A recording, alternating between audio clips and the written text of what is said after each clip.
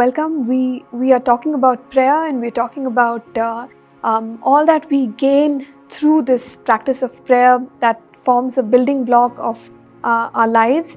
And today I just want to focus on the fact that Jesus taught us to pray, declare the kingdom of heaven here on earth. So in Matthew chapter 6 and verse 10, he taught us to pray something like this. He said, "Your kingdom come, your will be done on earth as it is in heaven."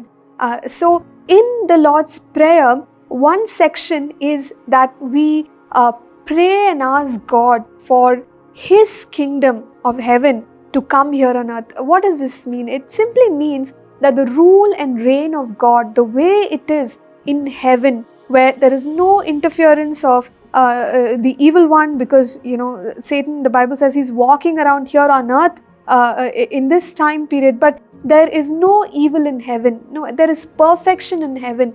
There is the rule and authority of God in heaven, and there is no sickness, there are no tears, there is no pain, there is no death, there is absolutely nothing evil in heaven. And Jesus is asking us to approach God's throne and make this request and say, "God, let our world be like heaven. Lord, let there be no evil here on earth, oh God." Now, that is a legitimate prayer because Jesus taught us to pray that prayer. He said, "Your kingdom come, your will be done on earth as it is in heaven." So, does this mean that, earth physically will become heaven?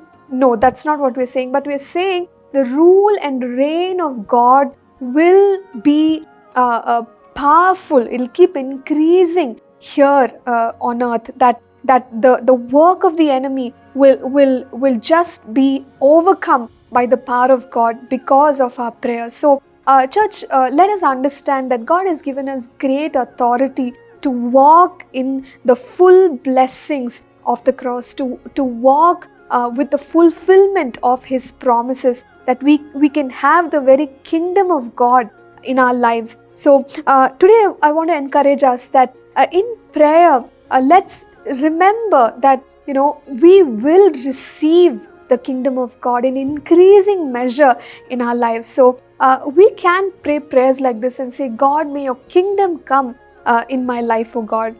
Let your kingdom come, oh God, in my family. Lord, let your kingdom come in my church, oh God. Let your kingdom come in my city. Let your kingdom come in my nation." And as we engage our spirits in praying for the kingdom of God, we will see an increased work of God among us, and we will begin to walk in all that God has promised. The Bible says in 2 Corinthians 1:20 that all the promises of God are yes and amen.